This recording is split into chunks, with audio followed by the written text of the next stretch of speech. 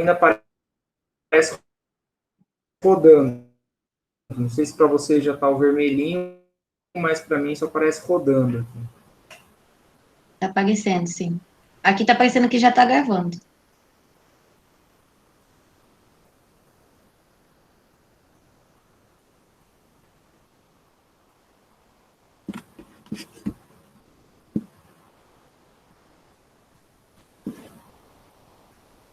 Rafael, não sei se você. Estamos muito felizes com a presença deles aqui conosco. Exatamente. E apareceu. Obrigado, Aline. Obrigado, Flávio. Bom, eu sou Rafael, para quem não me conhece. Sou vice-coordenador do programa de pós-graduação em psicologia da UEL. Estou aqui no papel de. Pode falar.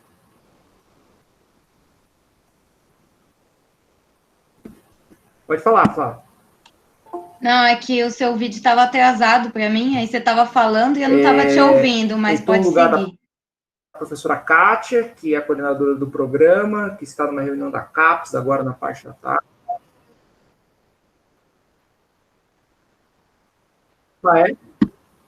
Manda um sim aí no chat, só para eu ver se está funcionando. Sim, a Aline disse que sim. Sim, obrigado, Emanuel. Obrigado, Júlio. Então, eu vou dar sequência. Então, como eu falava, eu queria dar as boas-vindas a vocês, como vice-coordenador do programa. Falo também em nome da professora Kátia, que está numa reunião agora da CAPES, que não pôde estar aqui, mas que eu imagino que talvez ao longo do nosso dia de trabalho ela apareça em algum momento. Essa é uma atividade, mais uma das atividades que a gente tem com os egressos do programa, mais uma atividade que nós temos com a comunidade, para a comunidade. Então, é com vocês e para vocês, uma maneira de se aproximar do público externo ao programa, que quer conhecer o programa e que quer participar conosco, de alguma forma, dos trabalhos que executamos. Então, essa é a nossa terceira atividade. Já temos mais duas previstas nesse mesmo molde para o mês que vem. Né? E aí, mais no final do dia, eu comento com vocês. Então, hoje a gente tem a felicidade de receber a Flávia, que é da a primeira turma do programa, primeira leva de mestres que defenderam as suas dissertações. E teremos acompanhando aqui a professora Silvia, que é professora da linha 1 do programa, que vai estar também mediando e ajudando essas discussões aqui, juntamente com a Flávia. Sejam muito bem-vindas as duas, espero que a gente tenha um dia agradável. Vou passar para a professora Silvia, então, fazer as apresentações formais da Flávia. Imagino que conheça bem a Flávia, né, Silvia? Nossa, quase que eu conheci a Flávia na maternidade. A Flávia foi minha aluna da graduação, foi monitora de uma disciplina, foi orientanda na especialização, foi residente do programa que eu sou tutora, depois foi a minha orientanda do mestrado. Então, acompanhei bastante tempo aí o percurso da Flávia. Fico muito feliz, né, de poder estar participando como moderadora aqui da mesa, da roda, né, de conversa que a Flávia vai fazer hoje com vocês, porque é um acompanhamento do crescimento profissional da Flávia, né, hoje ela está, né, como colaboradora nossa lá no Departamento de Psicanálise, então eu acho que ela tem bastante coisas para contribuir, né, o trabalho que ela faz, que se afastou um pouco do trabalho que ela estava desenvolvendo até o mestrado, mas que traz também a bagagem que ela foi acumulando durante esse tempo, né? Então, espero que todos nós tenhamos uma boa tarde aí de conversa. E eu passo a palavra para a Flávia, então, Flávia, para apresentar aí o seu tema e começar.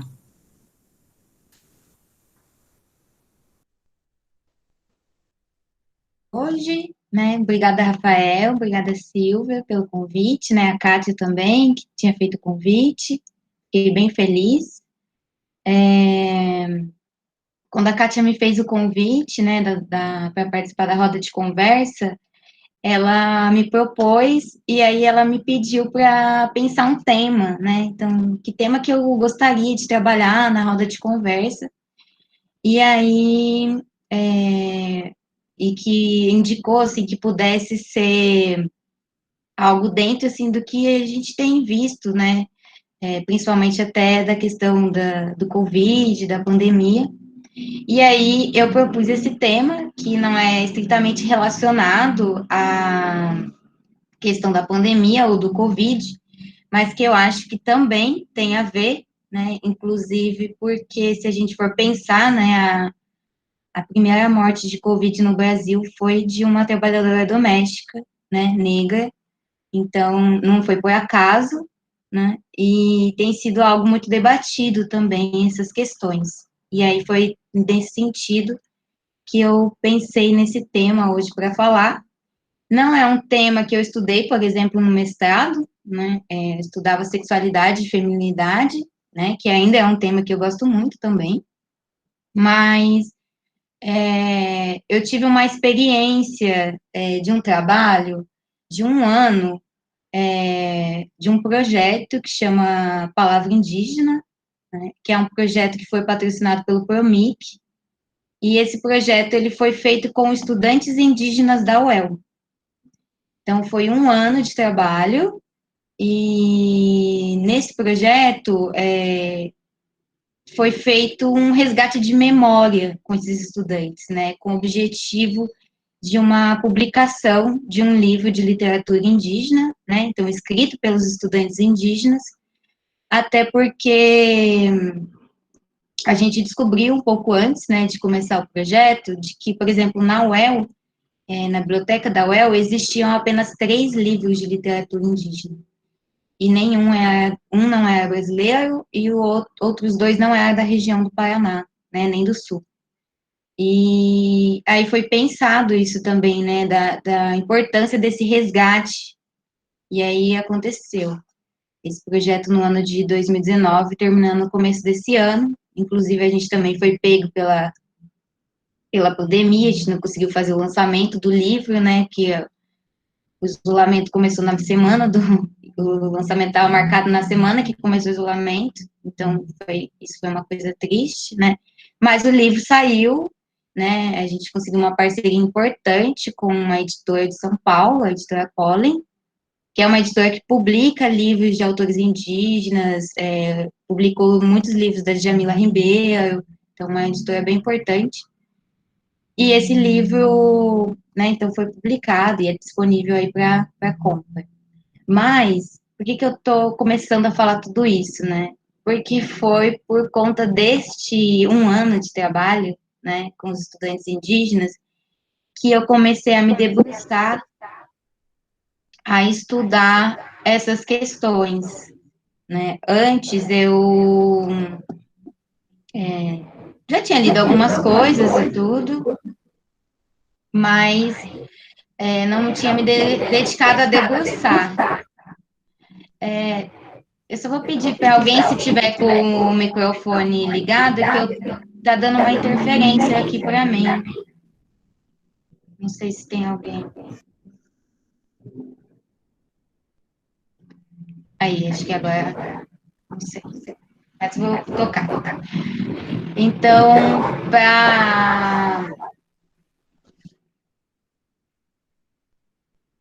é que eu estou conseguindo ouvir a minha própria voz com retorno, né? Então, tá incomodando. Aí, obrigada. Então, antes de começar a apresentar o que eu tinha, né, que eu preparei, eu gostaria de ler um poema que está nesse livro, né, que chama Tetatecuá, que foi escrito por 10 autores indígenas, estudantes da UEL. Uma autora desse livro, inclusive, é estudante de psicologia, né, ela escolheu o curso de psicologia. E aí eu vou ler para iniciar, então, a nossa roda de conversa, um poema da Valéria Lourenço Jacinto, que é estudante de medicina na UEL. Então, vamos lá. O título do poema é Ano de 2019. Numa madrugada de junho, perco o sono e o pensamento voa, e com gritos ancestrais, gritos de memórias da luta de um povo. Acho que é a história pedindo para ser contada. História triste e dolorosa. História de resistência de um povo que sobreviveu a todos os tipos de atrocidade cometidas pelo Iapori, homem branco, em nome de um maldito progresso. Eu choro nesse momento, então me atrevo a escrever. A pergunta que não quer calar. Por que o colonizador esconde parte da verdadeira história do Brasil? Por que a história é contada de forma que exclui o protagonismo dos povos indígenas?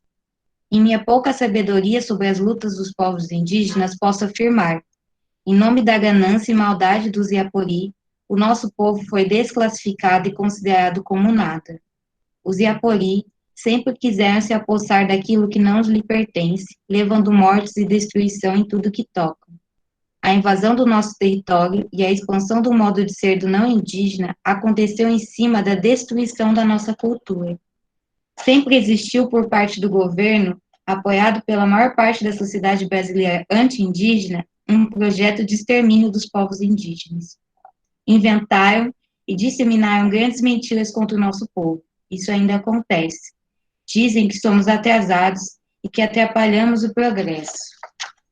Dizem que não trabalhamos, que não plantamos, dizem que não produzimos nada, dizem que temos muita terra, dizem que recebemos salário da FUNAI, que é uma grana preta, entre aspas, dizem que não contribuímos com a economia do país, dizem que não contribuímos com a evolução e desenvolvimento da sociedade, dizem que somos canibais, dizem que somos preguiçosos, vagabundos e alcoólatras, dizem que só andamos de caminhonetona, dizem que temos regalias e que queremos demais. Dizem que ao usar roupas, celulares, ter carro, deixamos de ser indígena.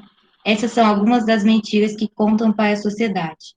Muitos acreditam, e pior, sabem que é mentira, mas continuam disseminando esse discurso de ódio e preconceito simplesmente por pura maldade, prejudicando a imagem de um povo que sofreu e ainda sofre a perda de seus territórios.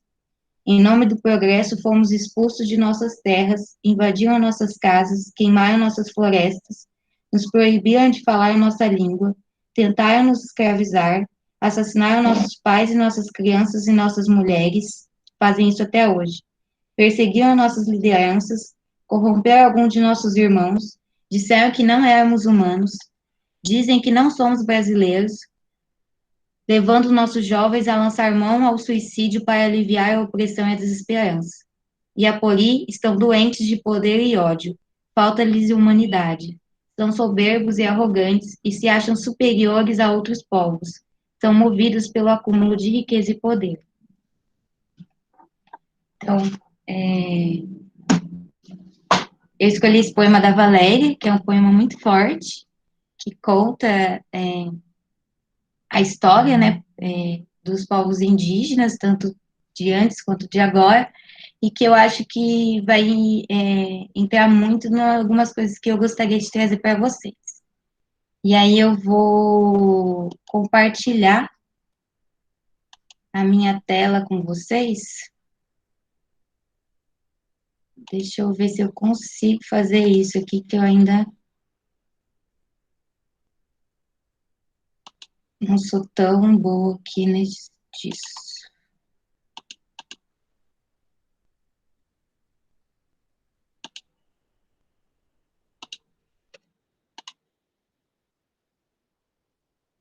Mas não tá dando certo aqui.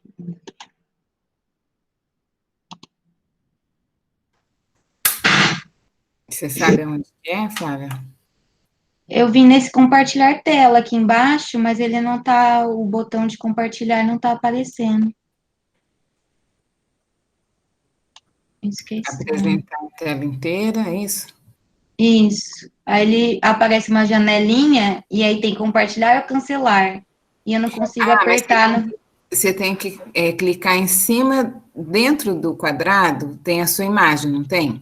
Tem. Clica aí. Entendi. Calma aí. Abre para compartilhar.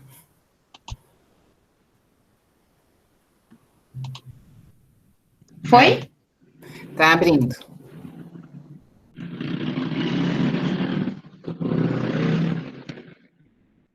Aí vocês só vão me dando se só me dá um ok, porque como eu compartilhei a tela, eu não estou conseguindo ver vocês. A gente está te vendo, tá? Mas vocês estão vendo minha tela também. Também. A gente te vê e vê a imagem também que você está apresentando. Então, a gente vê as duas coisas, tá? Você só vai enxergar a imagem, né? Senão você não vai se ver e não vai ver o então chat beleza. também. Então tá certo. Qualquer coisa eu te falo, pode. Então tá bom. Obrigada. Então, como no título dessa fala de hoje, dessa roda de conversa, eu coloquei a psicanálise que se quer brasileira, sofrimento psíquico como efeito da colonização, do racismo e da discriminação no Brasil. E aí, para começar nessa apresentação, eu coloquei também aqui mais um pedaço de um trabalho, de uma poesia da Grada Quilomba, que é uma psicóloga, psicanalista e artista, né, de Portugal, que inclusive fez essa apresentação na Pinacoteca de São Paulo, e eu peguei esse trecho aqui do trabalho dela, que eu acho que reflete muito o que eu gostaria de começar a trazer para vocês, né? Então, é um trabalho que ela vai falando sobre o mito de Narciso e o mito de Eco, falando sobre a questão do racismo, né? Eco é o personagem que repete o que Narciso diz. Não ter que saber é um privilégio que nem todos nós temos. Bem, não é só que não se sabe, mas que se tem o poder de não ter que saber, né? Por que escolhi esse pedaço, assim? Porque traz muito sobre essa questão, né, de que não ter que saber sobre o racismo, né, sobre a questão indígena é um privilégio dos brancos, né? Porque as pessoas que passam por isso, elas já sabem muito disso, né? Então, não ter que falar ou saber disso é um privilégio nosso, branco, né? E aí, para começar a discutir isso também, eu coloquei essa parte aí. E aí, começo a dizer um pouco, assim, da importância, né? Se a gente for pensar qualquer teoria, ciência, o saber, né? Ela precisa estar mergulhada assim na temporalidade da sua época, precisa estar mergulhada no que está acontecendo na sua realidade, na sua história, né? Então a gente precisa se perguntar, seja em qualquer ciência, em qualquer teoria, em qualquer saber, né? O que se faz novo, o que se repete, o que atravessa a nossa vida nacional e as diversas subjetividades. E o que a gente sabe é que, apesar de termos muita mudança, né, a gente está vivendo um período de muita mudança, né, por exemplo, enfrentando uma pandemia, muitas coisas resistem ao tempo, né, e aí aqui coloco o que resiste ao tempo, né, essas camadas da colonização e da escravatura que vão recobrindo o nosso tecido social até hoje. Então, a gente precisa ter esse questionamento dentro da ciência, né, dentro de qualquer teoria, não só da psicanálise, que eu vou trazer mais especificamente aqui, mas dentro de qualquer ciência, o saber. E aí, coloco duas situações, né, de uma autora que eu tenho lido, né, que ela vai falar que o Brasil é um país traumatizado, que jamais ajustou as contas com as suas dores terríveis da colonização e da escravatura. Mas uma outra frase que ela coloca também é que toda dor ela pode ser suportada se sobre ela puder ser contada uma história, né? Isso é muito importante. Aí é quando eu começo a fazer o enlaçamento com a questão da psicanálise, né? Não eu também, como as autoras que eu tenho estudado, né? Que são autoras psicanalistas, né, negras, que têm estudado a questão do racismo. Então, a importância disso ser nomeado, né, disso ser contada essa história e contado pelas pessoas, né, pelas pessoas certas. E aí a gente tem visto que a gente está passando por um momento, né, onde tem acontecido muito negação das conquistas sociais e políticas, né, e que mais uma vez a gente tem se deparado com, como posso dizer, né, assim, quem é visto como sujeito e quem que é visto como assujeitado, né, quem que é digno de escuta e quem que tem que ficar calado, né, a gente está vendo isso muito fortemente no nosso panorama político, né, mas isso não é de agora, isso não é novo, né, é algo que se repete. E da importância, né, de poder se produzir um discurso sobre si mesmo, né. Isso é algo que é muito próximo da questão da psicanálise, né, da importância do sujeito poder produzir um discurso sobre ele mesmo, né. E isso a gente vai pensar aqui nas coisas que eu vou trazendo para vocês, né, da importância desse discurso, também levar em conta a história, né, do país, a história das pessoas do país, né, não só de uma parcela dessas pessoas, né.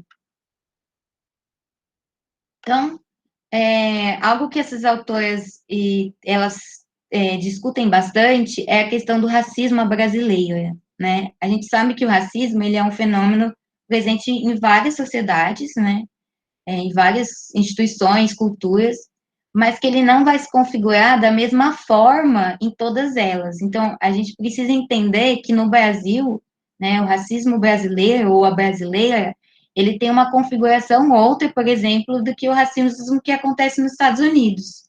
Embora eles possam ter aspectos semelhantes, é uma outra história, né? Então, tem uma outra configuração. Por isso que elas trazem a importância da gente decodificar o racismo brasileiro, né? Porque eles possam ter aspectos comuns, mas vão ter outras formas de manifestações.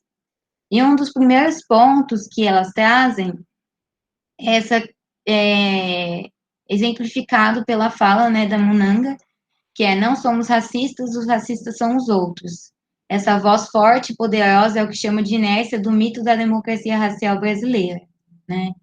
Então, de não se enxergar enquanto racista, sempre o racista é o outro, né? Então, isso acontece por algo que essas autoras chamam, né, e vários autores que estudam sobre isso, mito da democracia racial brasileira.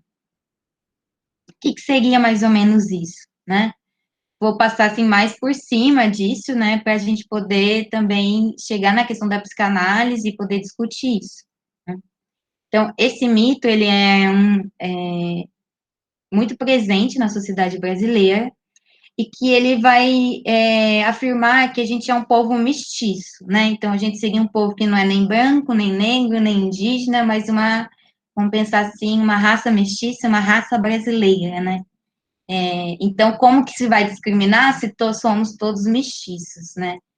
Isso ficou bem evidente, por exemplo, na fala do ministro da Educação, né? Quando ele fala, né, que ele não gostava do termo povos indígenas, porque, na verdade, a gente é povo brasileiro, né? Então, muito dentro dessa questão, desse mito aí da mestiçagem, né? Então, e essa que as autoras vão trazendo, ela que elas chamam de dupla mestiçagem, então, que seria tanto biológica quanto cultural, né? Então, como se houvesse, assim, uma única história, uma única cultura, e a gente sabe que essa única história é a história contada pelos brancos, né? Então, a gente vê que no Brasil, as desigualdades, elas são poucamente definidas por termos racistas, né? A gente até fala das desigualdades, por exemplo, por questões econômicas, né? Mas por muito tempo não foi discutida a questão de que essas desigualdades econômicas, inclusive, estão ligadas a questões racistas, né? E não só de poder econômico e tal. E aí cria-se isso de ambiguidade dos mestiços e o que elas chamam de ideal de branqueamento, que eu vou falar um pouquinho mais, né? Mas para pensar, então, dentro disso, quem que é, né, o negro, a negra no Brasil? Qual que é a sua história? Quem que são os indígenas, né? Inclusive, os indígenas, eles tiveram pouquíssimo espaço no debate sobre racismo no Brasil e pouquíssimo espaço para contar a história, né? Quase todas as histórias sobre os povos indígenas, os povos originários, foi contado pelos brancos, não por eles, né? E quem que é o branco no Brasil, que também se entra pouco em debate, né? A gente discute muito pouco a questão da branquitude, né? Que é muito importante ter essa discussão também. E aí, trago um pouco, né, essa questão, então, de trazer um pouco a história de Pindorama, né, que é como alguns povos indígenas chamam o Brasil,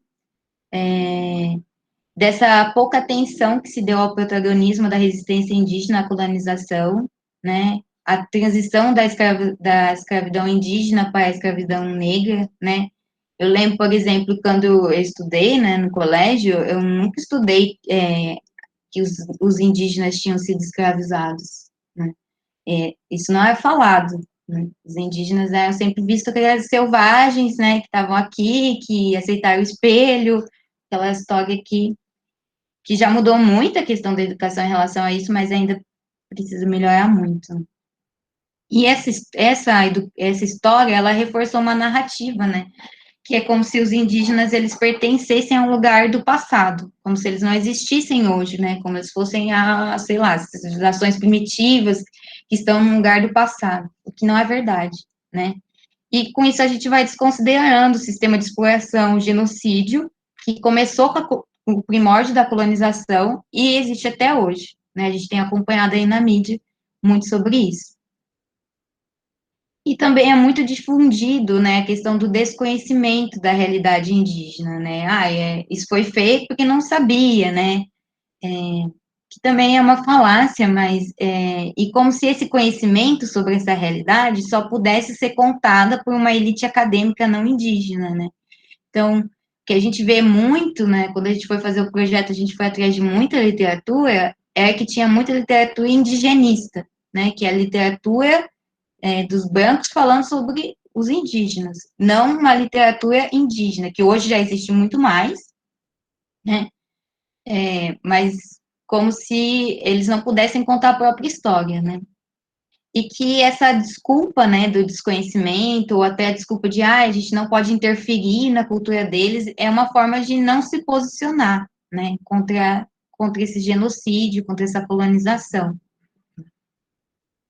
Aí até coloquei uma tirinha, né, agora eu esqueci o nome dele, né, não lembro.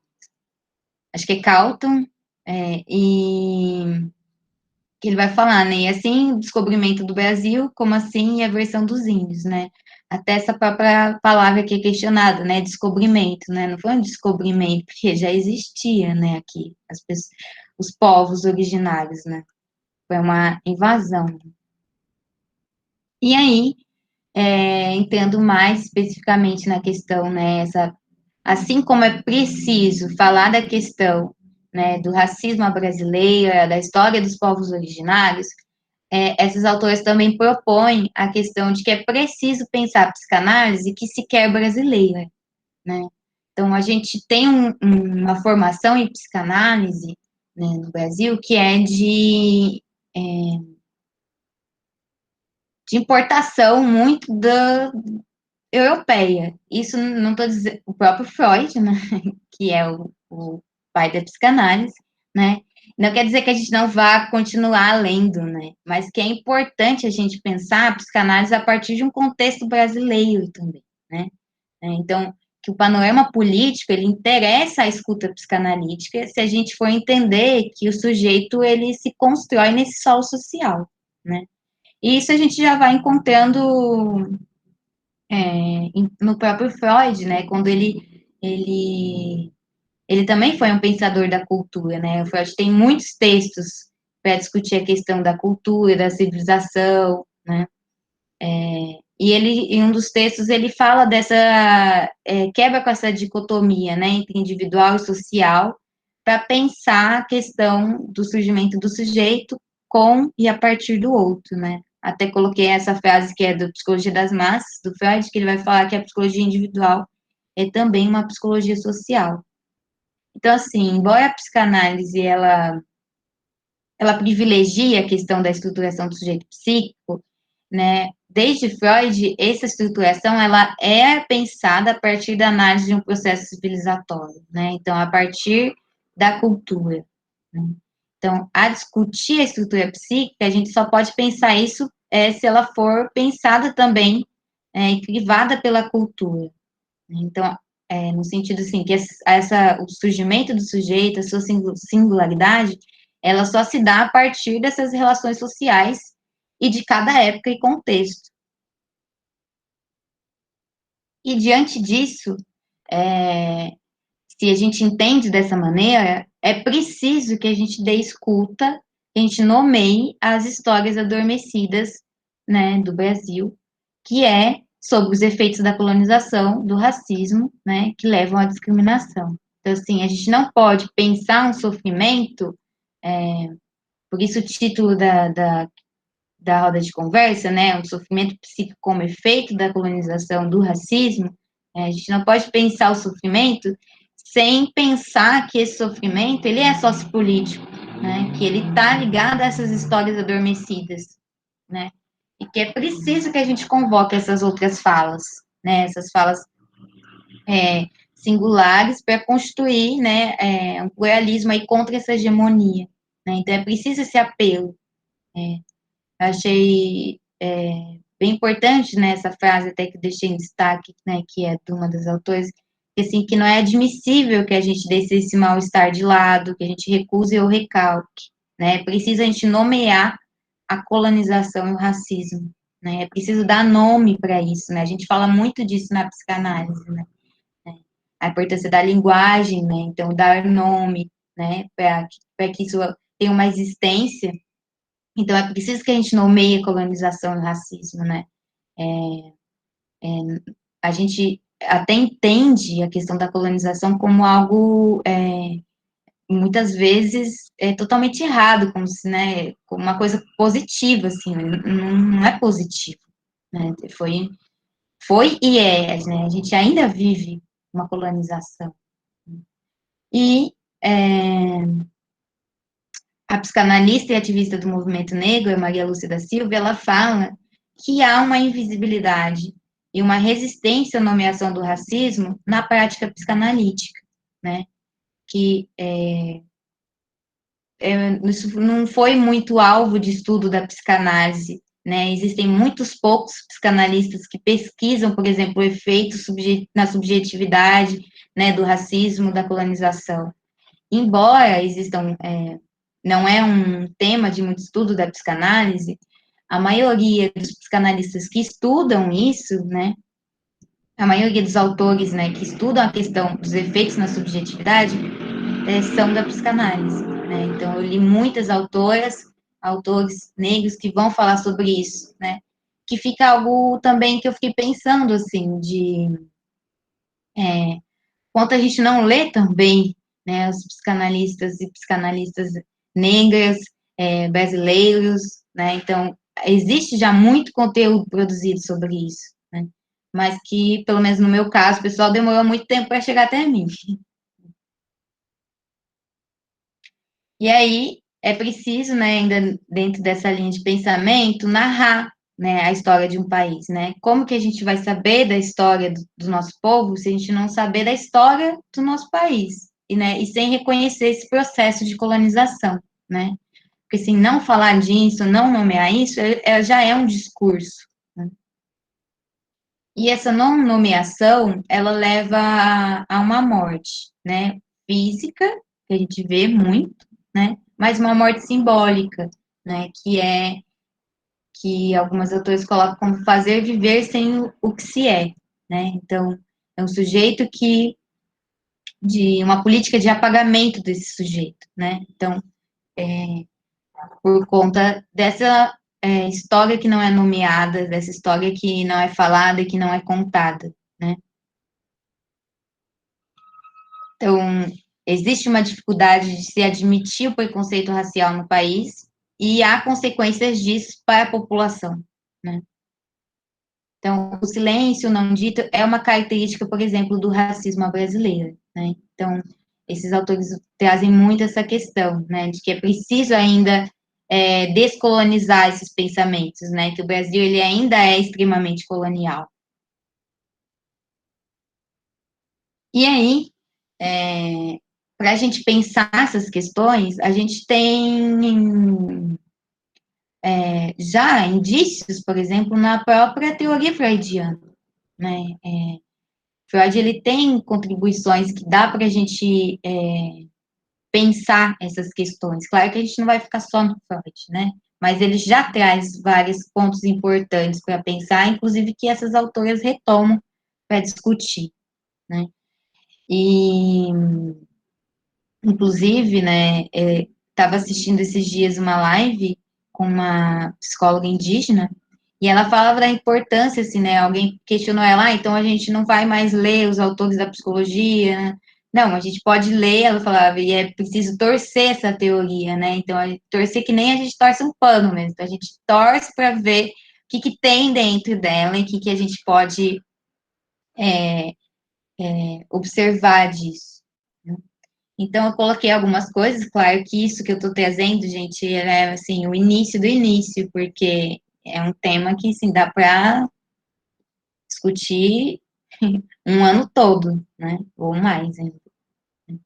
Então, coloquei aqui uma questão, né, que o Freud traz no Mal-Estar da Civilização, que é algo muito importante que ele falava, que na criação de grupos, né, que é possível um grande número de pessoas se ligar pelo amor, desde que essas pessoas dirigissem uma agressividade para outro grupo, né? Então, que isso aumentava a coesão de um grupo quando a gente dirige a agressividade para outro grupo, né? Então, elementos aí da teoria freudiana, da análise dele, né, cultural, que a gente pode ir pegando para pensar essas questões, né? A gente viu isso, por exemplo, muito na época aqui no Brasil das eleições, né? Então, grande fortalecimento de um grupo que se fortalecia cada vez mais por dirigir um ódio a outro grupo, né? Então, algo aí para a gente ir analisando. E algo bem interessante que ele trazia também dessa questão do ódio ao estrangeiro, ao estranho, aquilo que a gente adota como um ideal, né? Como um eu ideal. Então, como se eu tivesse um ódio àquilo, ao estranho, ao estrangeiro, do que eu adotei como ideal. O que seria esse ideal narcísico, né? Essas autores vão colocar aqui no caso do Brasil, o ideal narcísico é o homem branco colonizador, né? E nisso a gente vai vendo várias questões, né? Aquilo que eu disse para vocês, por exemplo, da não nomeação da branquitude, né? Então, a gente, eu fiquei pensando muito nisso, né? Quando estava discutindo a questão por um outro trabalho sobre a questão da mulher negra, assim, porque a gente sempre marca, né? A mulher negra, a mulher indígena, o homem negro, o homem indígena, o estudante indígena. E a gente nunca marca a questão da branquitude, né? A gente nunca se refere a si como branco, brancão, brancona, como é feito, né, com as pessoas negras. E que, porque não é racializado a questão da branquitude também, né? É como se fosse uma norma, o normal, então a gente só precisa marcar o que é diferente ao normal, a norma, né? Então, esse ideal do branco, né? E diante disso, né, diante desse ideal do branco, o corpo negro, ele é visto como uma ferida aberta, né, uma negação de si mesmo, né, em que sentido, assim? No sentido desse branqueamento mesmo, né, assim, de um sofrimento desse sujeito por se ver, né, por ver na realidade e na aparência do seu próprio corpo traços que ele visa apagar por conta de um ideal branco, né? Isso causa muito sofrimento. A gente que está na clínica, né, vê muito isso, né? Por isso que as pessoas negras falam assim, só de você manter o seu cabelo, né, isso já é um posicionamento político, né, porque você está indo totalmente contra, né, o corpo negro, ele já é só de existir político, né, e indígena também, né. Falando isso, né, gente, muito do que tem aprendido dessas leituras e das falas dessas pessoas, né, de poder escutar elas falando isso, né. Então, dentro disso, é preciso que isso seja nomeado, escutado esse sofrimento psíquico como efeito da colonização, do racismo, né? Infelizmente, a gente escuta, por exemplo, muitos trabalhos, né, dentro da psicologia, da psicanálise ou de qualquer outra abordagem, assim, de que o psicólogo não tem uma escuta para isso, né, que ele não consegue escutar isso. E por que que ele não consegue escutar isso, né? Porque também não consegue entender e nomear o próprio a história do país, né? Não consegue entender, assim. Tanto que... e não consegue aceitar isso em si, né? Aquela lá do começo da apresentação, né? Os racistas são os outros, né? Eu não sou racista, os racistas são os outros. São de não aceitar isso em si, né? Então não consegue escutar isso também e nomear, né? Então, até porque a racionalidade, ela não é suficiente para as pessoas abrir mão de todas as suas crenças racistas, porque é uma questão estrutural, né? Não é simplesmente, ai, agora não vou ser racista, né? Claro, né, que é preciso um empenho, mas é uma questão estrutural, né? E eu acredito, pelo que tenho estudado e ouvido, o que eu consigo ouvir, né, é que é preciso a gente nomear isso, escutar esse sofrimento psíquico como efeito disso, né? E não só escutar, né, como poder construir dispositivos clínicos de enfrentamento, né, ao racismo, à discriminação, à violência política, né? A gente precisa escutar e criar dispositivos clínicos de enfrentamento, né? Então, a gente precisa acolher o sofrimento singular e, ao mesmo tempo, também ampliar, né, o universo cultural dos sujeitos, no sentido no que concerne a recuperação da memória coletiva, os marcos identificatórios ancestrais. Então, é preciso que seja contada, é preciso ter essa recuperação da memória, né? Foi pensando sobre isso, por exemplo, que o projeto, né, que eu participei, o Palavra Indígena, foi feito, assim, é preciso ter uma recuperação de memória, né, seja de qual forma isso for feito, né, mas é preciso que essa história possa ser contada e nomeada, né, é preciso que a gente reconheça as sequelas da escravidão como um trauma gravíssimo, que precisa ser considerado na abordagem de intervenção psicanalítica, né, e investir no protagonismo desses envolvidos nessas injustiças, né, que é uma prática eticamente aliada à psicanálise, né, à ética da psicanálise, né.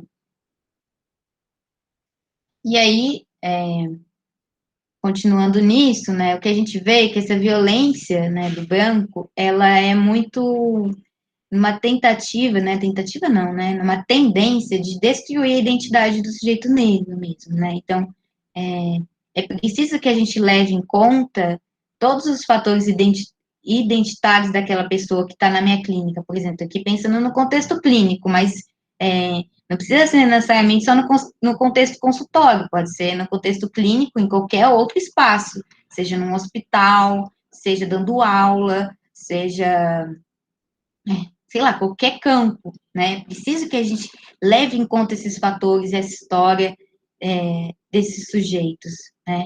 Então, portanto, né, se tem um sujeito negro, não branco, por exemplo, aqui eu estou colocando mais o exemplo do consultório, né? Mas eu tenho que levar em conta a história dele, a história cultural, o grupo que ele faz parte, porque, essa é a história do sujeito, essa é a singularidade dele. Percebe que a gente está alinhado à ética da psicanálise, né? E mesmo com isso, porque não escutamos por tanto tempo. Então, é preciso que a gente se questione quais são os efeitos psíquicos que o racismo produz, né, no sujeito, que o psicanalista ou o psicólogo não consegue aprender, porque não consegue entrar em contato com o racismo que existe no Brasil. Né? Então, enquanto a gente não entrar em contato com a questão, né, da história, da colonização, do racismo que existe no Brasil, né, a gente não vai poder ouvir isso dos sujeitos que também nos procuram. Né? Então, é preciso essa dimensão, né, falando na dimensão psíquica, na dimensão do atendimento, é preciso que eu reconheça a existência desse fato. E aí, eu coloquei alguns exemplos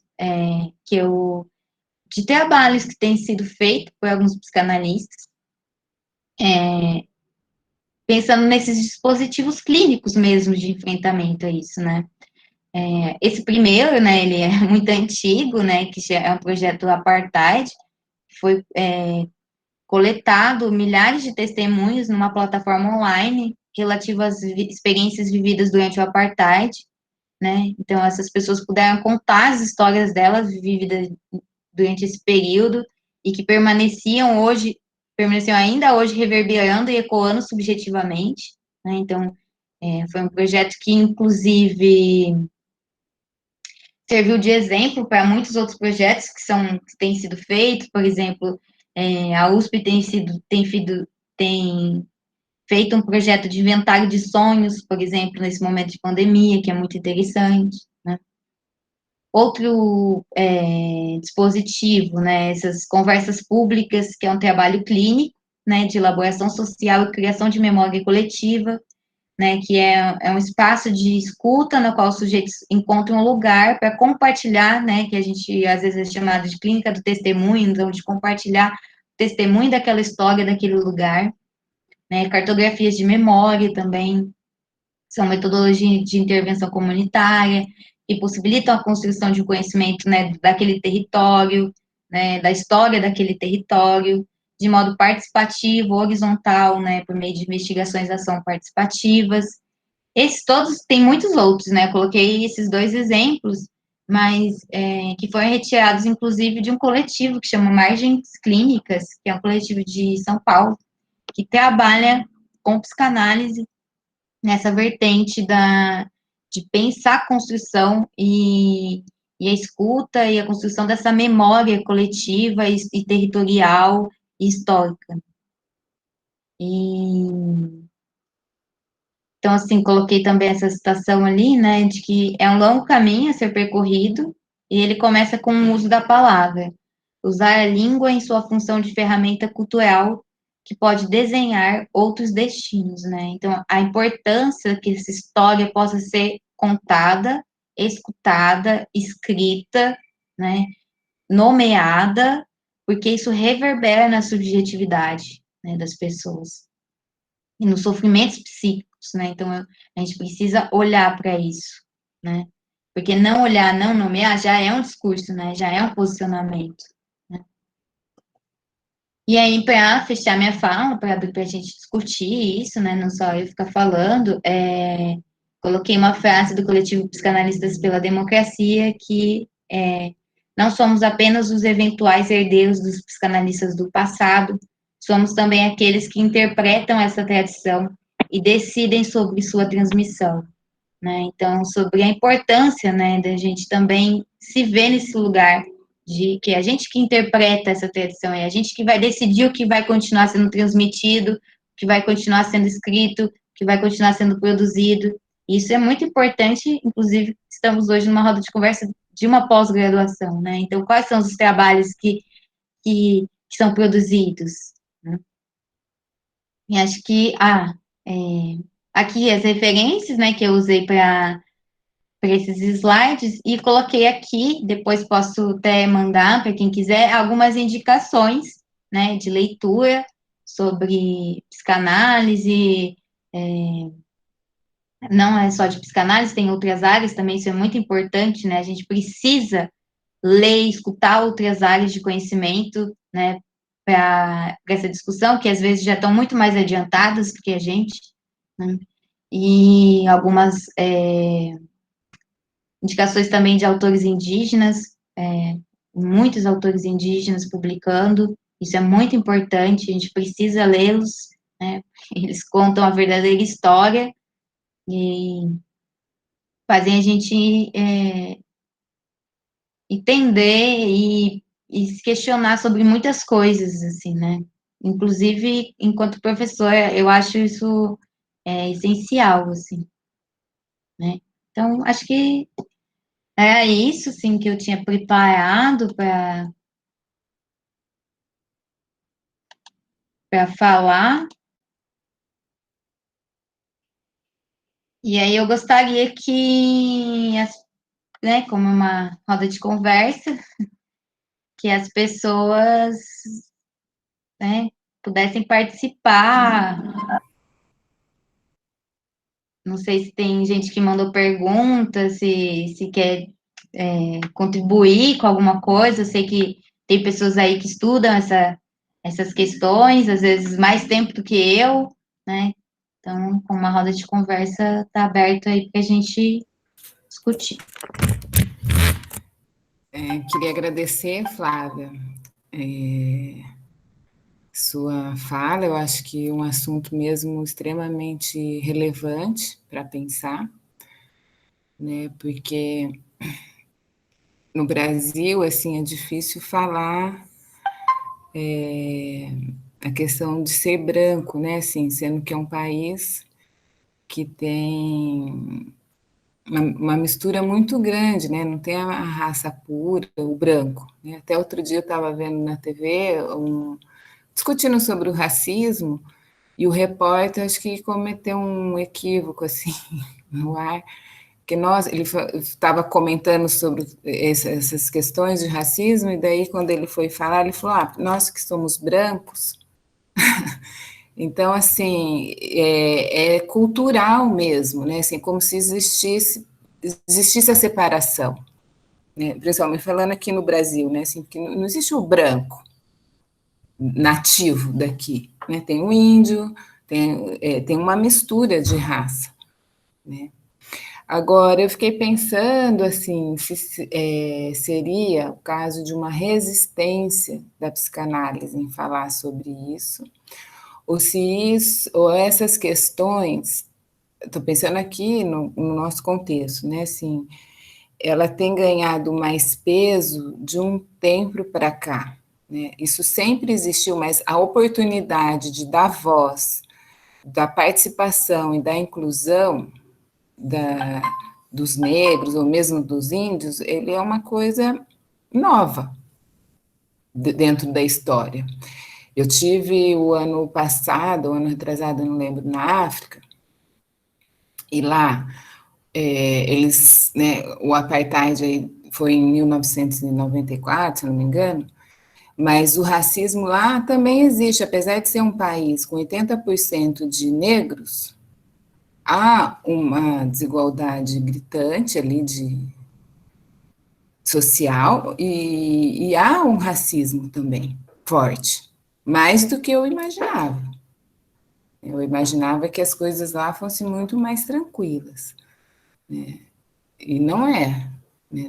Eu também não tenho muita experiência, só foi de uma passagem. E daí eu fiquei pensando nisso, se é uma resistência, porque o psicanalista escuta o quê? O sujeito, a história do sujeito. Né? E quando o sujeito pode dizer, e se isso diz dele, ele vai trazer.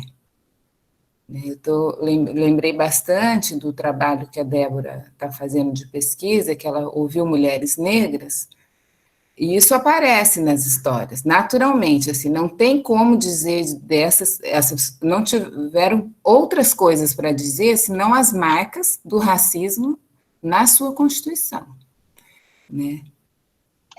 Sim, eu acho que o sujeito, eles já dizem há muito tempo, é a gente que não escutava, né? Então, no sentido Sim, está tendo de mais não abertura. reconhecer. Sim, está tendo mais abertura e mais aproximação, né? Assim, o interesse de ouvir talvez tenha mudado nesse sentido. E acho que nesse sentido é importante, por exemplo, essa questão que você comentou, né? Assim, é importante a gente marcar a racialização no sentido de que é importante marcar a branquitude também nesse sentido, assim, de é preciso uma história, né? Assim, essa questão da miscigenação, os autores colocam, né, como um mito da miscigenação, porque ela é usada como uma forma de apagar a história, né? Então, apagar a história dos povos indígenas, apagar a história dos povos negros, como se houvesse uma única história, né? Mas a história não é a mesma, né? Por exemplo,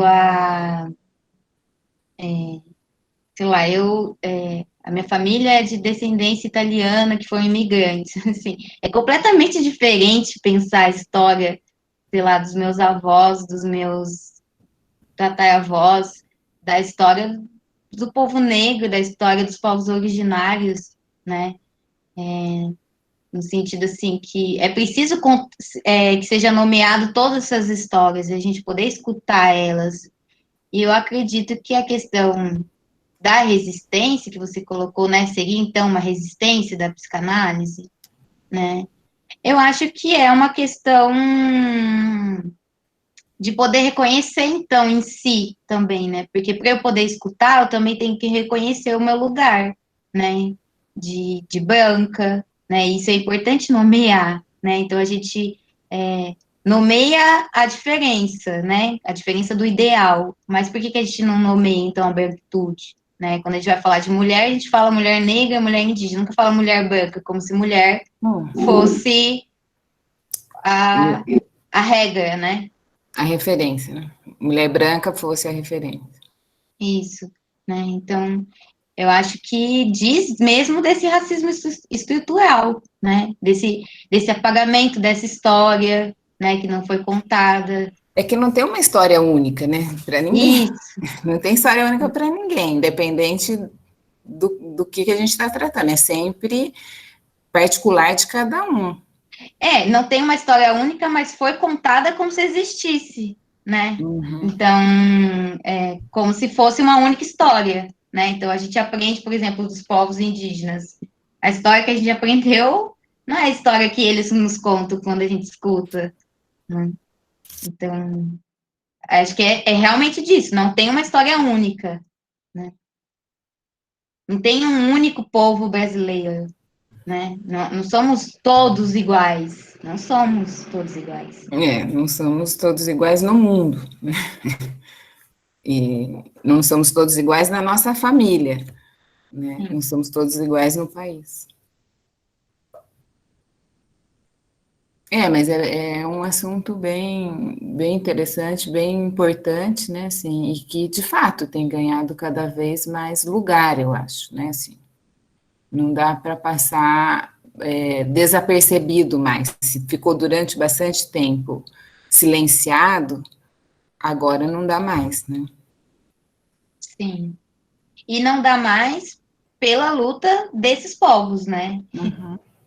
Eles que estão há muito tempo, né? Eu até estava vendo, né, de novo, por exemplo, se a gente pensar na questão dos povos indígenas, né? A gente fica falando, estamos vivendo uma pandemia, né? É uma coisa nova, a gente não sabe como lidar. Tipo, os povos indígenas já lidaram com pandemias, muitas pandemias, né?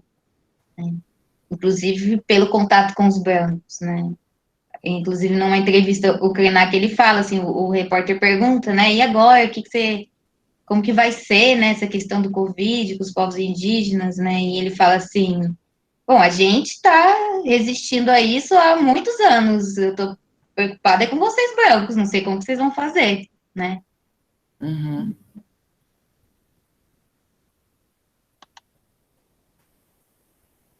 Vamos ver aí. Acho que por enquanto parece que não tem nenhuma pergunta. Vamos lá. Vou ver aqui.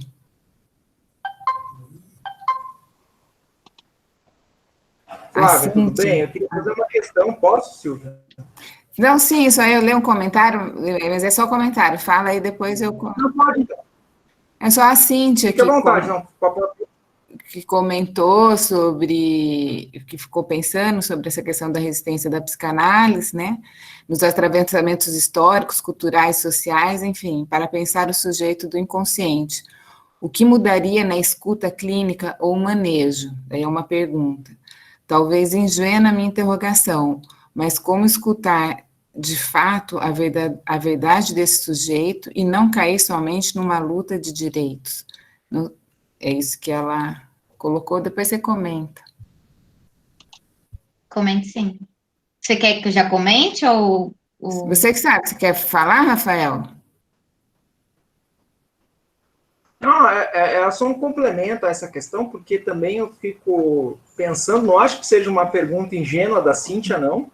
Acho que é uma questão bastante provocativa, para pensar de que maneira que essa questão do compromisso político da psicologia encontra com a psicanálise. Porque uma das questões que adentra, principalmente o trabalho dentro das políticas públicas, em espaços extramuro, digamos assim, é pensar os limites da psicanálise. Mas eu fico pensando na potência ali, não tanto em termos de limitação, mas uma potência.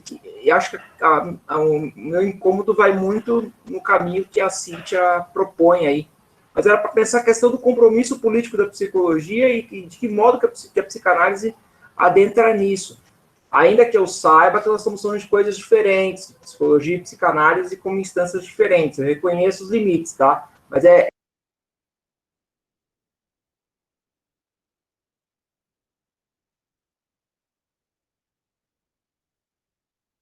Eu cortou um pouco a sua fala no final, Rafael, mas vou tentar pegar aí do que eu ouvi e do que a Cíntia falou, né? E do que eu entendi da colocações de vocês. Eu acho muito importante, não acho ingênuo isso que a Cíntia colocou, porque em nenhum momento a gente está falando, por exemplo, da questão da luta de direitos, que ela é irrelevante, importante, né? Mas no sentido assim de que a própria lei, né? Até na hora que eu li o comentário da Cíntia, eu lembrei de um pedaço do texto que eu estava lendo ontem, né? Que falava disso. Então eu vou até utilizá-lo aqui para pensar isso, que ele fala assim: até a instituição do direito, que teria a função de regular os excessos, né, e assegurar a igualdade, não alcança a inclusão de todos.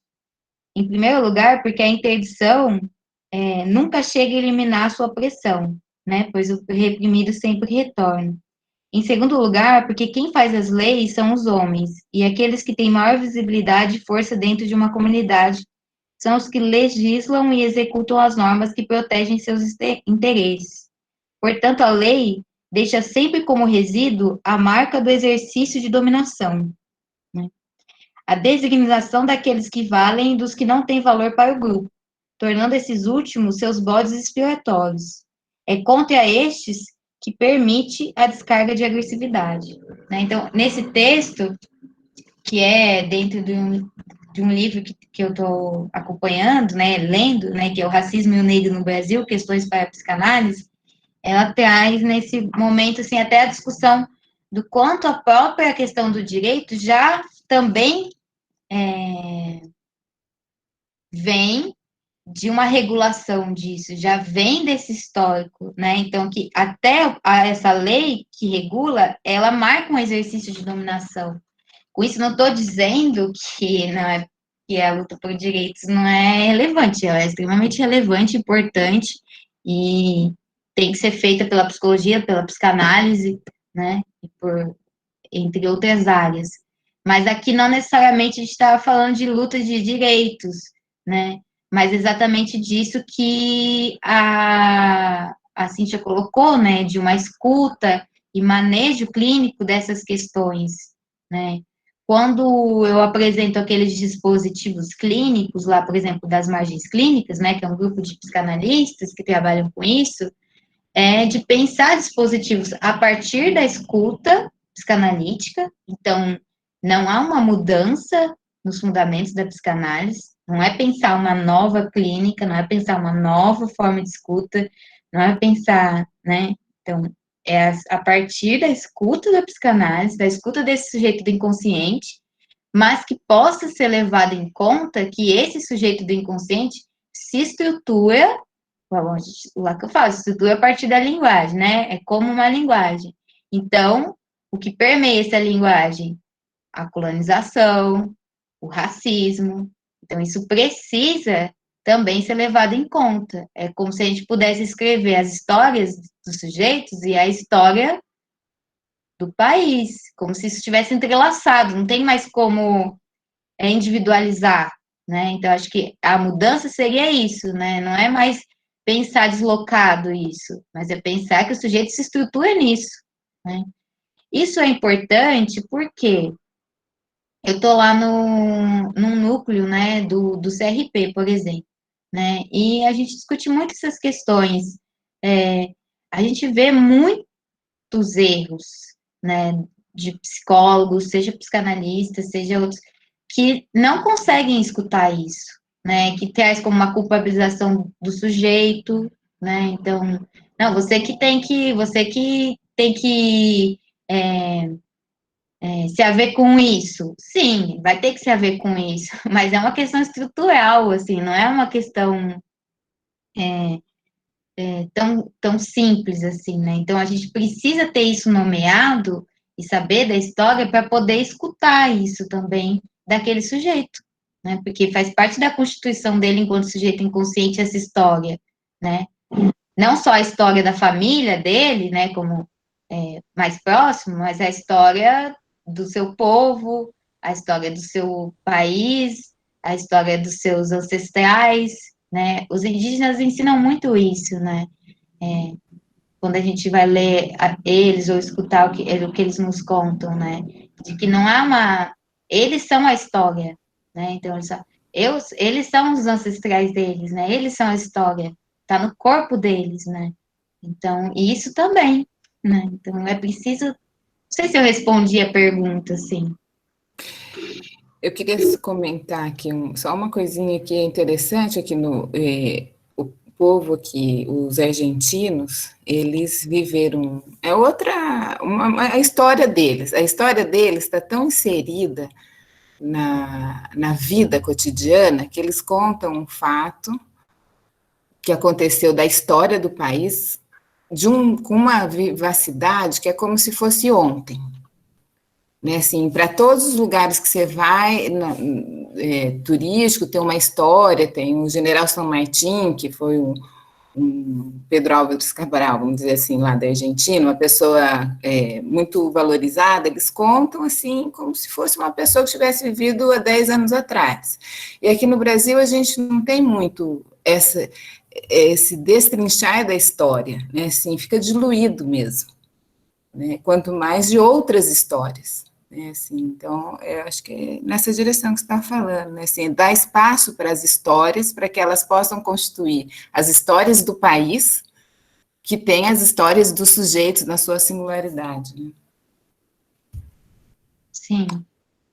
Tem uma questão aqui da Aline, que ela agradece a sua fala e sugestões e pede para você contar um pouco da experiência do processo da construção do livro, e de poder dar voz aos autores, né, que estão junto ali. Uma coisa importante que eu aprendi recentemente mesmo, assim, a gente não dá voz para ninguém, sabe? Porque essas pessoas, elas já têm voz, né? A gente usa muito isso, né? Então, como o branco, o salvador e bonzinho que dá a voz para as pessoas, né? Para os indígenas, para os negros, né? Então, a gente não dá voz para as pessoas, né? Elas já têm voz. O que eu acho que a gente pode dar é a escuta, que a gente não dava, né? Então, as pessoas, elas já têm voz. E já estavam falando há muito tempo, né? É o que a gente não escutava, talvez. Né? Então, a gente dá a escuta, que é o que a psicanálise faz, inclusive, né? A gente não dá voz para o sujeito, né? A gente dá a escuta para ele poder falar do seu discurso, para ele poder falar dele, e aí ele também se escutar. Né? Então, mas só, né, pensando nisso, contando do livro, né, que ela pediu como...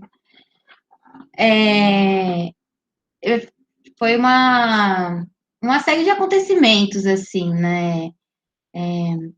Eu tinha sido chamada para uma fala num evento de cultura e arte sobre a questão da mulher, né? Que é o tema que eu estou trabalhando há bastante tempo. E lá nesse evento tinha um estudante indígena que estava falando sobre a questão da saúde indígena. E é um evento que ocorreu muito longe, foi em Lerroville, né? Não muito longe, mas um pouquinho longe daqui, né? E a gente voltou de carona junto, né? E a gente foi falando e conversando no carro, eu, a outra psicóloga que participou do projeto, a Karina, né, e o Elon, que era esse estudante indígena, e a gente foi conversando e dentro disso ele começou a falar, né, dos agravamentos, do sofrimento das pessoas indígenas, né, da questão como estava na aldeia dele, que era Laandinha, né, e aí a partir disso, a gente propôs uma oficina de contação de história, né, por meio do ECO, que é um projeto de contação de história, onde em vez da gente contar a história, como geralmente acontece nos eventos de contação de história, as pessoas que iam contar as histórias para a gente, e essas pessoas seriam os indígenas, né, que foi numa das aldeias aqui perto, que agora me escapou o nome. E aí, a partir disso, a gente conheceu uma estudante indígena da UEL, a Eliane, que fez parte também da estruturação do projeto, né, que pensou tudo junto com a gente. E aí, a gente fez uma oficina com os estudantes da UEL, lá na salinha, né, na salinha dos estudantes, que tem ali no CCB, atrás do Xerox. E foi muito emocionante, assim, né, eles escreveram e contaram e cantaram e a partir disso surgiu a ideia ali mesmo com eles e nossa, a gente podia fazer um projeto disso, né, de oficinas, de escrita e publicar um livro, na UEL não tem livro, aqui não tem livro, e aí foi isso encaminhando, a gente escreveu o projeto, foi aprovado pelo PROMIC, né, Programa de Incentivo à Cultura, e foi acontecendo, assim, e hoje, para mim, até hoje na minha vida foi a melhor coisa que me aconteceu, foi esse projeto, assim, porque me mudou completamente, assim, né, então eu entrei em contato com, com é como se tivesse caído um véu mesmo, assim, sabe, tive aquela sensação de que, nossa, eu estava cega e agora eu estou conseguindo enxergar um pouquinho melhor, né, e de poder, então, não sei, assim, inclusive, né, eu recomendo muito as pessoas, né, que se puderem comprar o livro para ler, é lindo. É de estudantes indígenas da UEL, né, isso é uma coisa muito forte, importante. A UEL é uma das poucas universidades que tem vestibular indígena, que tem o ciclo, né, tem um trabalho muito legal. Então, foi muito importante, assim.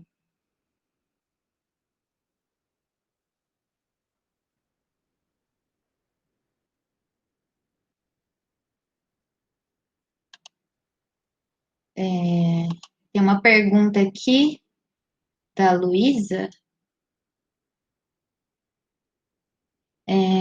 Gostaria de comentasse um pouco sobre o envolvimento da psicanálise com as questões sociais, já que historicamente se vê atrelada aos estudos do universo individual.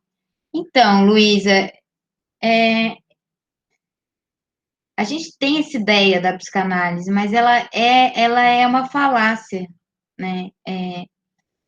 Falácia em que sentido? Né?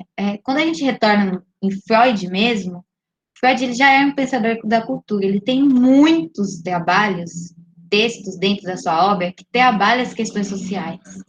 Talvez a gente não estude tanto isso, né? Na, na graduação, não sei, né? É, mas assim, não é verdade que ela esteve atrelada aos estudos do universo individual, né? O Freud, ele questiona, inclusive, essa dicotomia individual-social, né? Então, tem muitos trabalhos que ele vai falar disso. Tem, por exemplo, um trabalho do Freud que ele fala sobre a civilização e a doença nervosa. Eu não lembro certinho o título, mas eu acho que é isso.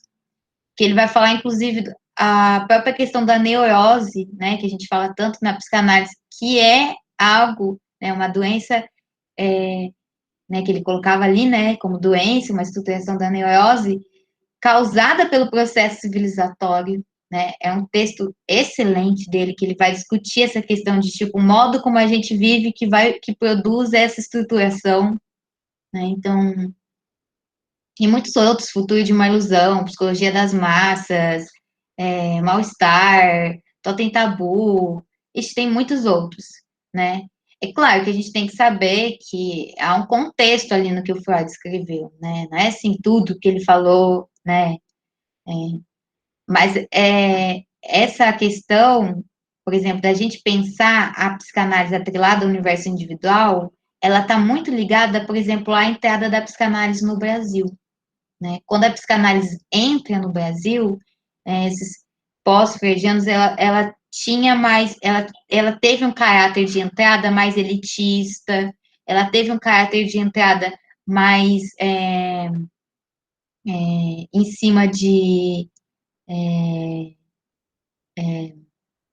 do que os pós-freudianos, né, que traziam uma questão mais de uma psicologia do eu, do ego, assim, então tem a história da entrada da psicanálise no Brasil, e eu não lembro o nome do artigo, mas é alguma coisa nesse sentido, assim, falava da entrada da psicanálise no Brasil, e que explicava muito disso, dessa ideia que a gente tem da psicanálise, né, que às vezes a gente tem da psicanálise como se ela tivesse atrelada ao universo, ao estudo do individual, né, que inclusive nem é um conceito na psicanálise, questão de indivíduo, né, nem é um conceito trabalhado na psicanálise, né. Isso, Lívia, é esse texto, a moral sexual civilizada e a doença nervosa moderna, esse texto que eu falei, que é muito interessante.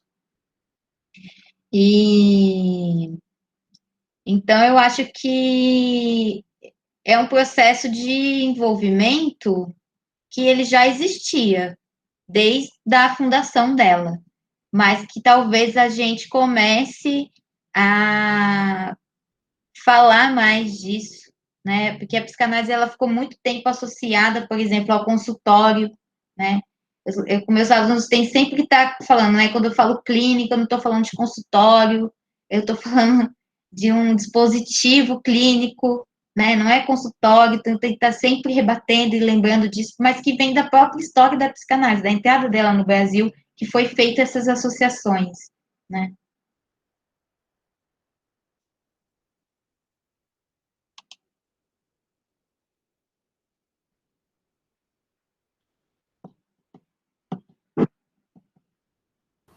Ô, Flávio, eu queria voltar num tópico da Silvia. Oi? Eu queria voltar num tópico que a Silvia trouxe a Tá. respeito da história, porque eu acho interessante pensar esse debate da história, né? Nós somos um país que tem problemas com a sua história, digamos assim. Tem questões sérias com a sua história. Nós estávamos brincando aqui em casa, a gente gosta de ver muitos desses programas, os caras pegam a casa, destrói a casa e constrói de novo, sabe? Essas reformas mirabolantes. E aí, esses dias, fizeram uma reforma numa casa de 1870. Coisa assim incrível, né? E, claro, modernizaram por dentro, deixaram só por fora a casca, né? Mas é interessante pensar que tem uma casa de 1870 onde as pessoas moravam lá dentro, né? Nós aqui temos uma dificuldade em pensar essa questão da história, né? Obviamente que para você produzir algo novo, muitas vezes você destrói o antigo, isso compõe, mas eu queria que você falasse um pouco sobre essa questão da história, né? Porque se a gente não se apropria da nossa história, a gente repete. A gente corre um sério risco de incorrer nos mesmos equívocos, erros que tivemos ao longo do tempo, que pode gerar morte, que pode gerar sofrimento, e eu estou pensando não apenas individual, mas estou pensando do ponto de vista coletivo também. Se puder problematizar um pouco isso, acho que seria interessante. No caminho da Silvia, né, que ela lembrou um povo tão próximo da gente, que tem uma outra relação com a história, né? Outro modo de operar e de conceber a sua história. Sim. O próprio Chile também, né? O Chile, aqui bem pertinho da gente, tem uma outra concepção de história, né? Um outro modo de conceber e de se alarmar com a história. E, consequentemente, uma outra posição política também, um outro modo de se relacionar com os outros, né? Queria que você faça um pouco disso. Eu acho que isso é o ponto central, assim, do que eu queria ter trazido com a minha discussão, assim, né? Que é a importância dessa escuta, dessa nomeação, né? dessa história, né, da colonização, da escravidão, né, porque é pelo desconhecimento mesmo, né, dessa história, né, por uma história única que foi contada e inventada, que se perpetuam, né, então, quando as autoras falam, né, o que resiste ao tempo, né, essas camadas da colonização e da escravatura que tecem o tecido social até hoje, né, então, por quê? Porque é uma história, é um não dito, né? É um não falado, né? Uma história que não foi contada, né? Foi contada uma história que não é verdadeira, né? A gente aprendeu e aprende muitas histórias, né? Que não é a história do nosso país de verdade, né? Dos povos originários, né? Então, eu acho que, e se a gente for pensar na questão da psicanálise, né? Que ela trabalha com a história, né? A história que aquele sujeito traz dela, né? É claro, traz dele, né? É claro que a gente trabalha com a questão do sujeito do inconsciente, então não é de ficar preso aos fatos, né? A narrativa daquela história, mas o sujeito do inconsciente aparece quando ele está narrando isso, né? Ele aparece ali. Então, inclusive, eu acho que a gente tem visto mais muito isso que o Rafael falou, assim, né? Assim, a gente não valoriza, a gente vive um governo, né, que quer apagar a história, né? Então, não existiu ditadura, queimam-se museus. É, a história ela é importante no sentido porque a gente se constituiu, né, enquanto sujeito por causa da nossa história, né? Eu sou a minha história, né? E isso entra a história do meu país, a história do povo, a história da minha família, as histórias das instituições que eu participo e participei, né?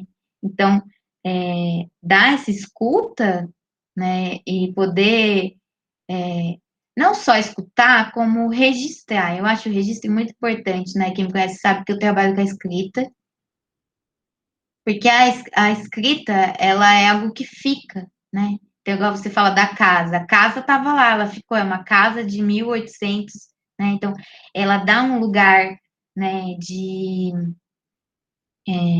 memória mesmo, né? De restauração de memória.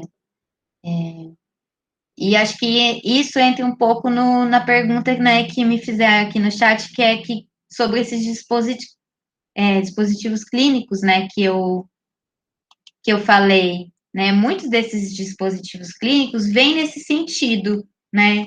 De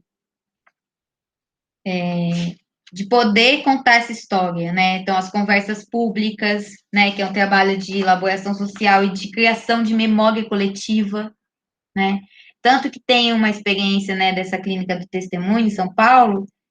Teve um bairro de São Paulo, na época da ditadura, foi encontrada uma vala com não sei quantos mil mortos, né, da época da ditadura. E a Clínica do Testemunho fez um trabalho naquele bairro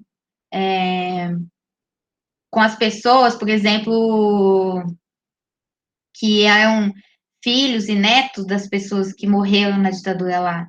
Então, que não vivenciaram aquilo necessariamente em vida, mas que tinham isso na sua história. E aí foi feito um trabalho de testemunha desse território muito forte, né? Isso é muito importante, assim, né? Então, um trabalho de escuta clínica e de criação de memória, né? De testemunho que tem um efeito subjetivo muito forte, né? Agora, pensando nisso que você falou, eu me lembrei de um filme que a Silvia que me indicou ainda, né? Que é um filme de uma moça que ela tá no aeroporto e ela tá no banheiro e ela começa a escutar uma pessoa cantando uma música em outra língua, né? E ela começa a chorar muito e não sabe por que ela tá chorando muito e não entende aquilo, né? Vou dar um pouco de spoiler do filme, né? Eu não lembro o nome, depois se você lembrar, você fala. Ela descobre que aquela música era a música que a mãe dela cantava para ela, que ela nem sabia que tinha sido adotada, que a mãe dela era de outro país, mas que ela ouvia aquilo, teve algo reverberou nela, né? Então, porque diz da história dela, né?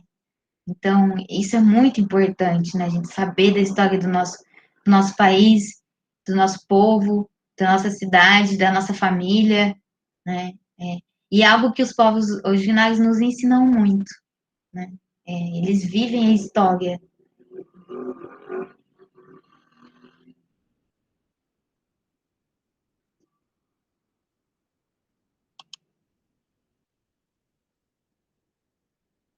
Esse filme é bem interessante mesmo, né? Porque mostra ali, ele conseguiu captar o autor ali, né, do filme na cena, o efeito da memória, né?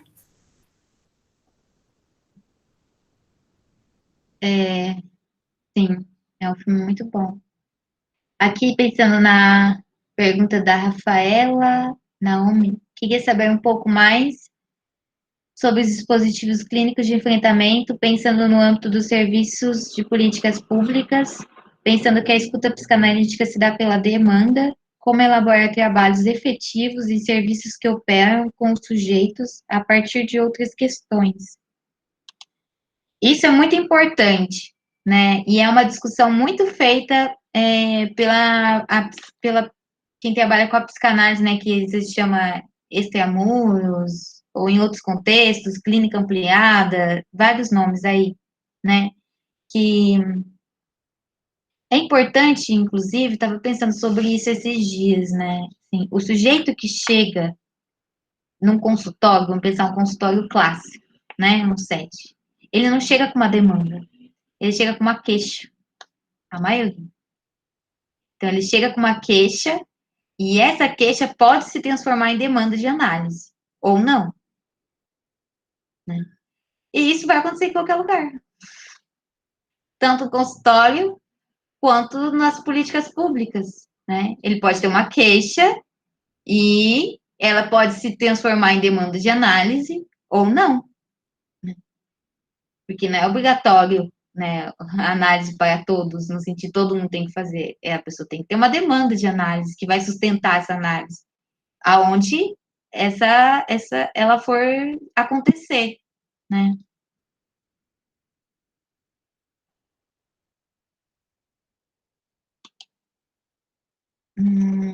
Como manejar o trabalho a partir dessa ética que você propôs em um espaço interdisciplinar?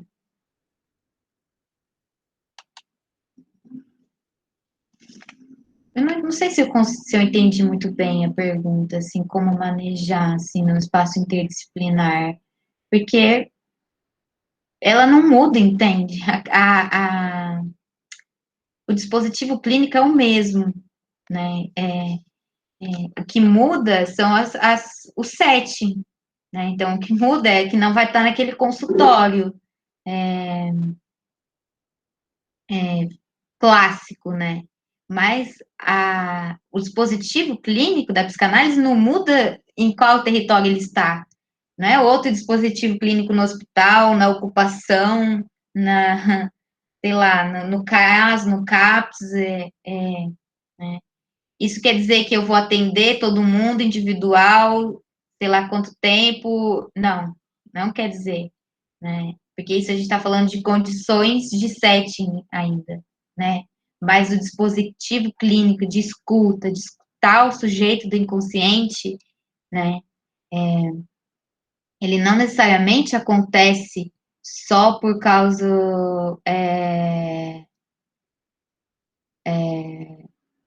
das condições do setting, né? Eu tive uma experiência muito interessante num trabalho que fiz com a Karina, né, essa mesma psicóloga participou comigo do projeto do Palavra Indígena, que foi na ocupação Flores do Cão. Né? A gente ficou 6 meses indo lá fazendo um trabalho com as mulheres. E foi a gente que foi até lá. A gente começou a ir até lá, conhecer, andar pelo território, a gente ficou 2 meses só andando pela ocupação, por meio de uma das moradoras que a gente conheceu lá, que nos apresentava as pessoas, e a gente ouvia as pessoas, até que a partir desses 2 meses surgiu a ideia de fazer um grupo, né, de mulheres. E Então, a gente ia lá todo sábado para fazer esse grupo. E a gente começou a utilizar também a questão, né, que é algo que a gente trabalha também, da poesia, né? Então, de uma escrita de si. Então, essas mulheres, elas começaram a escrever as suas questões, né? Entrar em contato com isso, assim. E é algo muito forte, porque tinham mulheres, por exemplo, que não sabiam nem ler nem escrever. E aí elas falavam, e a gente escrevia o que elas estavam falando, e depois lia para elas. Isso tinha um efeito subjetivo muito forte, né? No sentido assim, tipo, nossa, eu não sabia isso que eu falei, né? Então, de perceber assim, nossa, foi eu que falei isso sobre mim? Eu não sabia disso sobre mim. Não, mas foi você que me falou, eu só escrevi, né? Então, então que vem desse dispositivo clínico, né? Que eu acredito que pode ser feito em qualquer espaço, né?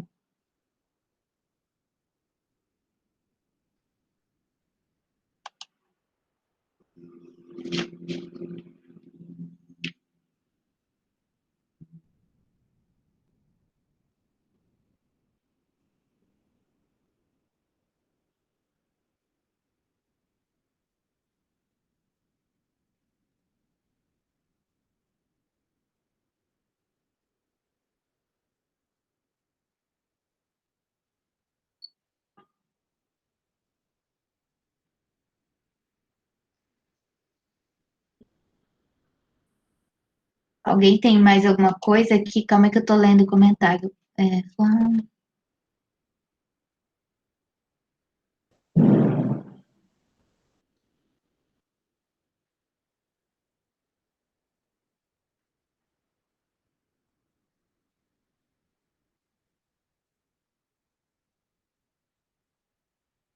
Oi, Elinda Rose, né? Tô vendo seu comentário.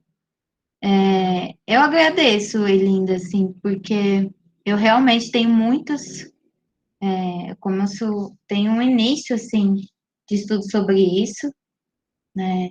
Eu sou branca, né? Então, primeira coisa. E mesmo assim me propus a pensar isso, porque é algo que eu acho muito urgente que os brancos comecem a pensar, sabe? No sentido assim, né? Não é só essa causa das pessoas, né? Dos povos indígenas, das pessoas negras, não é só das pessoas, os brancos também precisam entrar nessa causa, né? E eu acho que para isso a gente precisa estudar muito ainda, ler muito, escutar muito, né? É claro que acho que pelo próprio fato de eu ser branca vai ter muitas falhas discursivas e metodológicas, né? E sim, foi uma falha minha a menção dos asiáticos, sim, realmente. Porque também falta ainda muito estudo sobre isso, né? Então, é um início aí que. Mas eu agradeço seu comentário. Eu acho que é interessante o comentário, porque assim, o conhecimento é uma construção, né? E você vai fazendo conforme as disponibilidades e é um percurso. E não existe um momento que vai ter uma completude, né? Eu acho que o importante é isso, é dar o start de começar a fazer, né? E lidar com as faltas e as falhas que vão aparecendo ao longo do caminho, né? É isso que faz a construção do conhecimento.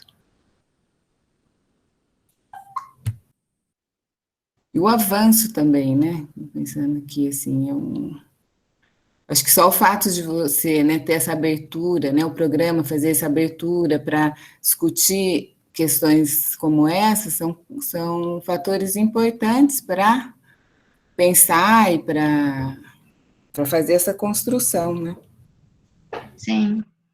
E a importância da gente poder incluir essas discussões na academia, né? Eu sei que tem muitos cursos que já discutem isso há muito tempo, mas e a psicologia também já discute isso, né, há muito tempo, mas eu acho que ainda tem muito, né, que se olhar e que acrescentar isso, né, desde a graduação, a pós-graduação.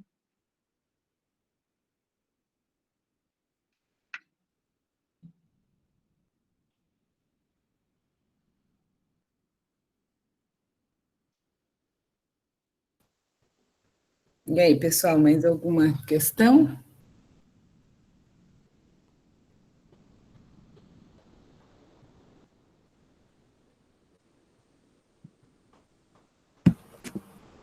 Porque aí, se não tiver questões, a gente pode se encaminhando para o final, né? Flávia, Silvia? Sim. Fechamos os trabalhos. Bom, só passando alguns recados, nosso próximo evento, próximo encontro, é algo um pouco diferente, mas dentro dessa mesma batida de trabalhos. A nossa próxima atividade do programa é uma aula aberta. Então, nós vamos ter na semana que vem, no dia 26, já, semana que vem, aula aberta com o professor Pedro Eduardo Silva Ambra, que vai discutir a questão da masculinidade, gênero e raça, dando sequência a essa discussão que começamos hoje. Será na sexta-feira que vem, dia 26, a 1h da tarde. Então, uma aula aberta do programa, vinculada à disciplina da linha 1, que a Silvia é uma das docentes responsáveis. Então, nós vamos fazer uma aula aberta para toda a comunidade. Se eu não me engano, já está lá no Facebook do programa as informações dessa aula, dessa atividade. Tá? Então, mesmo que seja uma aula, todo mundo pode participar. Ok? Fica o convite para todos e todas que estão aqui.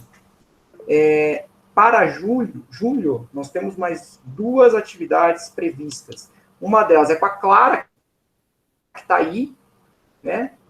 Que também é egressa, que será no dia 9, se não me corrija, Clara, se eu estiver errado. Está marcado já, se não tivermos nenhum tipo de problema. A Clara vai trazer um debate sobre a questão... Deixa eu pegar aqui.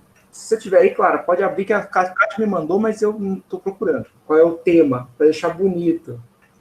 Se tiver ouvindo e quiser entrar para fazer já um convite, fica aí pontuado. É dia 9 mesmo. Então tá. A Kátia me mandou, mas eu não estou achando aqui.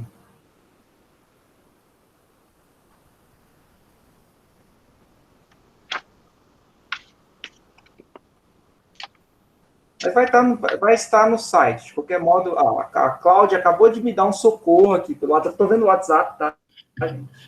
Também é ajuda. Era isso, tá? Não era isso, Cláudia. Bom, a Clara vai estar aqui no dia 9, vai discutir a dissertação do mestrado dela, e já fica o convite, de qualquer modo, para todo mundo, então será dia 9. E no dia 9, 16, 23, no dia 23, então tá aí o tema, ó, invisibilidade lésbica, reflexões sobre resistência ao longo da história. Então, no dia 9. E no dia 23, a Tainá Secom Martins, que também foi a primeira defesa do programa, vai estar fazendo um debate sobre o trabalho na política e assistência social. Então, tentando pensar um pouco o trabalho do psicólogo e os desafios dos trabalhadores sociais no contexto da pandemia. Então, temos mais 2 atividades com egressos no mês de julho, ok? Antes disso, semana que vem, espero ver todo mundo de novo aqui na aula aberta com o professor Pedro. Ótimo. Rafael, Flávia, muito obrigado. Posso dar um recado? Pode falar, Silvia. Sobre a aula do professor? Ele indicou 3 artigos para leitura prévia da aula. Eu não vi a divulgação no Face, mas eu vou ver lá e, se não tiver, vamos ver se a gente consegue colocar, Rafael. Porque eu acho que vai colocar, Silvio. Já recebi hoje os materiais, eu pedi para a Aline segurar um pouco até a gente passar aqui a atividade, para não ficar muita informação. Sim, claro. Mas vai estar disponibilizado para todo mundo que vier aqui já fazer a leitura prévia da discussão que o professor for realizar. Tá? Então, nós vamos fazer lá um drive, alguma coisa, e deixar um link disponível. Ótimo. E aproveitar e agradecer, Rafael, que no começo estava um pouco ansiosa. Agradecer e parabenizar aí pela iniciativa do programa, essas rodas, eu tenho participado de algumas, está sendo bem interessante, cumprimentar a Flávia, né, que foi bem interessante também a sua fala. Obrigada. Agradecer a presença, né? Obrigado, Flávio, obrigado a todo mundo. Brenda, vai estar nós vamos fazer da mesma forma como desta vez, nós vamos fazer lá no Facebook também um chamado, indicando a sala, a inscrição, tudo certinho, tá? Só queria também demarcar para vocês o seguinte, a partir desse encontro, nós não vamos estar fazendo mais as declarações de participação, certo? Então, a gente está fazendo os formulários de inscrição, para que a gente saiba um pouco de vocês, de onde estão vindo, quais são os interesses, como é que ficaram sabendo do evento, mas a gente não vai estar mais emitindo a declaração. Tudo bem? Aí, no próximo semestre, talvez volte de um outro modelo, mas, por enquanto, vai valer a participação aqui, a troca de experiências. Beleza? Então, logo em breve, já vai estar disponibilizado lá o link. Tá bom, Brenda? É isso, gente. Então, obrigado pela participação de todo mundo. Tchau. Espero que a gente se encontre novamente. Beleza? Tudo de bom para vocês e até a próxima. Obrigado. Até mais, gente.